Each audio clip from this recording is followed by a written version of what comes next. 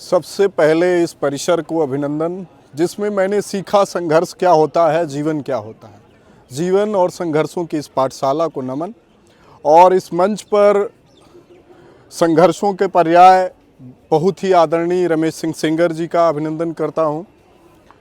हमारे साथी प्रवक्ता, बार एसोसिएशन के उपाध्यक्ष, पूर्व छात्र नेता, बहुत ही संघर्षशील छात्र नेता रहे प्रदीप भैया का स्वागत करता हूं। समाजवादी पार्टी के प्रदेश सचिव रहे और लखनऊ विश्वविद्यालय की हमारी छात्र राजनीति के पुरोधा रहे प्रदीप सिंह बब्बू भैया का स्वागत करता हूं। और हमारे साथ में कभी कंधे से कंधा मिलाकर संघर्षों के साथी रहे अनिल यादव मास्टर जी का भी मैं स्वागत करता हूं। और कोई भी संघर्ष ऐसा नहीं रहा, संयोग से हम लोगों की मित्रता भी फर्स्ट ईयर में ही हो गई थी और इन्हीं संघर्षों के दरमियान। और कोई भी ऐसा आंदोलन नहीं था जिसमें अनिल भाई खड़े नहीं होते थे। हर मौके पर हम लोग उतने ही हाँ। अच्छा, और सबसे ज़्यादा स्वागत, अभिनंदन, वंदन आप लोगों का, जो ऐसे दौर में भी खड़े हैं जब सत्ता का बुलडोजर हर किसी को कुचल देने के लिए खड़ा है। उस दौर में अगर अपना सीना आगे खड़े हुए ये छात्र और नौजवान खड़े हुए हैं तो मुझे भरोसा है इस देश के लोकतंत्र और संविधान को कुचलने की कोशिशें चाहे जितनी हो वो नाकामयाब होंगी। ये वो भरोसा है जो भगत सिंह ने पैदा किया था। उस दौर में भी बहुत ज्यादा लोग नहीं थे। हिंदुस्तान सोशलिस्ट रिपब्लिकन एसोसिएशन की जब पहली बैठक होती है केवल 5 लोग होते हैं लाहौर के उस मैदान में। और नौजवानों का वो जखीरा निकलता है जो अंग्रेजों की गोलियों से नहीं डरता है। जिन अंग्रेजों का सूरज नहीं अस्त होता था उन अंग्रेजों को हिंदुस्तान छोड़कर भागना पड़ा। ये नौजवानों की ताकत थी। यही नौजवानों की ताकत जेपी मूवमेंट में भी थी, जब एक मेज का सवाल किस तरीके से हिंदुस्तान में भ्रष्टाचार का सवाल बन जाता है। तो मैं ये कहता हूं, कैंपसों से उठने वाली कोई भी आवाज कभी छोटी नहीं होती है। नौजवानों का कोई भी सवाल कभी छोटा नहीं होता है। कब वो कैंपस से उठकर हिंदुस्तान का सवाल हो जाएगा ये किसी को नहीं मालूम। और ये हौसला जिंदा रहना चाहिए। ये हौसला अगर रहेगा, हम लोग अक्सर जब आप लोग सब लोगों के साथ ऐसा होता होगा, सिलेबस में पढ़ते होंगे आज़ादी का आंदोलन, जेपी आंदोलन, तो मन में हूक उठती होगी, काश उस दौर में हम भी होते, गांधी, भगत सिंह, नेहरू, सुभाष के साथ खड़े होते। तो दोस्तों, सिर्फ वही दौर नहीं है, हर दौर में ऐसे लोग होते हैं जो सच के साथ खड़े होते हैं। हर दौर, ये आज 70 सालों बाद इस देश ने वो फिर स्याह दौर देखा है जब इस देश के लोकतंत्र और संविधान को खत्म करने की कोशिशें हो रही हैं। तब हमको याद करना होगा कि आज भले गांधी, नेहरू, सुभाष और भगत सिंह नहीं हैं, लेकिन उनकी लीगेसी है।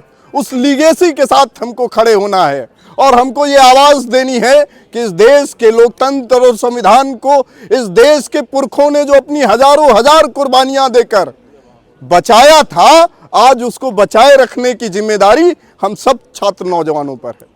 और ये काम विश्वविद्यालयों से निकले पढ़े लिखे नौजवान ही करेंगे। हर दौर में उन्हीं लोगों ने किया है। चूंकि आपसे उम्मीद की जाती है, आप ज्यादा समझदार होते हैं, सरकार की नीतियों को ज्यादा करीब से देख पाते हैं, उन नीतियों के शब्दों में मढ़े गए छल को आप ज्यादा बेहतरी से समझ पाते हैं। और मुट्ठी भर लोग ही नेता होते हैं जो जनता को जागृत करते हैं, जनता को बताते हैं। क्योंकि गुलाम को गुलामी का एहसास तो नेता ही दिलाएगा ना। गुलाम को तो पता ही नहीं होता है कि उसको गुलामी की बेड़ियों में जकड़ दिया गया है। आज इतने विज्ञापन आ रहे हैं, इतनी मीडिया और सब कहानियां बताई जा रही हैं, सब चंगासी।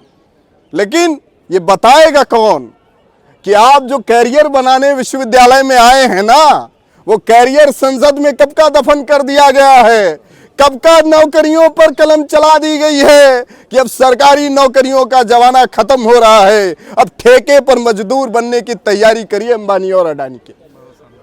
जब बताया आप तो कैरियर बनाने आए हैं, आपको पता ही नहीं है, आपकी पीढ़ियों को अंधेरे में झोंका जा रहा है।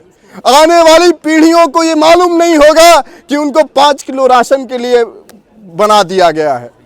जब हम ये कह रहे हैं कि हमको आत्मनिर्भर बनाइए, एक नौकरी दीजिए, तो हमारा नौजवान आत्मसम्मान के साथ अपना जीवन जिएगा।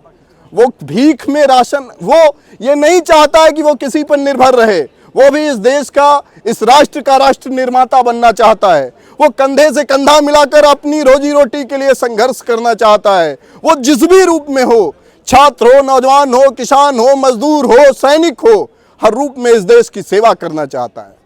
और छल तो सबसे बड़ा ये, जो लोग खुद को राष्ट्रवाद का ठेकेदार बताते थे, उन लोगों ने इस देश की पूरी सेना को गिरवी रख दिया, भाड़े पर सेना रख दी कि आज हमारी सेना की जो सैनिक अपनी कुर्बानी देते हैं, उस जान की कीमत इतनी छोटी लगा दी गई कि आप कुछ चंद रुपये देकर आपको 3 साल बाद विदा कर दिया जाएगा।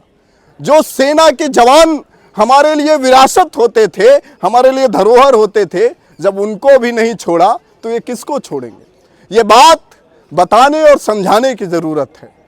तब हम कहते हैं कि कैंपस के वो नौजवान जो इस बात को समझते हैं, उनकी ये सबसे बड़ी ज़रूरत है। इस देश को जगाने की ज़रूरत है। जो काम हमारे पुरखों ने किया था, जो HSRA के उन 5 नौजवानों ने किया था, और पूरे देश के अंदर हिंदुस्तान सोशलिस्ट रिपब्लिकन एसोसिएशन के बैनर तले वो नौजवान खड़े हो गए जिनको सीने पर गोली खाने में ऐतराज नहीं था। तो आज फिर वो दौर आ चुका है जब हम सब लोगों को उतने ही हिम्मत के साथ, उतनी ही बहादुरी के साथ खड़े होने की ज़रूरत है और अपने साथियों को समझाने की ज़रूरत है। कैरियर बनेगा भी तभी, कैरियर बचेगा भी तभी जब हमारा मुल्क बचेगा, और उस मुल्क के बचाने की लड़ाई हमारा आपकी है। ये बताना होगा हुक्मरानों को कि हम अपने मुल्क को छीन लाएंगे और अपने सीने में छुपा लेंगे। आप लोग लाख कोशिशें कर लें, इस मुल्क को नीलाम नहीं होने देंगे।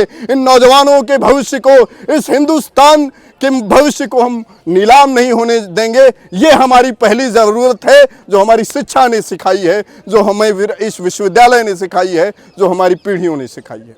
तो बस इसी उम्मीद और भरोसे के साथ और इस गर्व के साथ कि इस लखनऊ विश्वविद्यालय ने आज़ादी का आंदोलन हो, जेपी का आंदोलन हो, या कोई भी दौर रहा हो, हमारे बड़े भाई लोग यहाँ पर हैं। हर दौर में संघर्षों की मशाल इस कैंपस में जलती रही है।